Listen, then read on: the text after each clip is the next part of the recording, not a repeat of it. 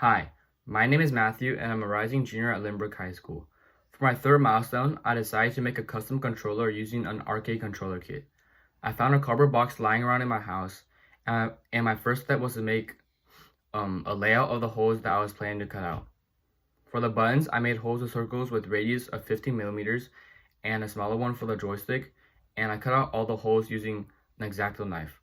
The buttons fitted perfectly, and after setting up all the buttons, I had to connect them. I did this by connecting the wire for each button and plugging it into the USB encoder board. After getting all the wires set up, I made a smaller hole in the back of the cardboard box for the power cable. I plugged in the power cable to the Raspberry Pi, and my next step was to test out the controller. Um, the controller didn't work at first, but I later found out that I had to reconfigure the buttons in the RetroPie settings, and after reconfiguring the buttons, the controller worked out perfectly, and I now have my own custom controller that I could use to play games with.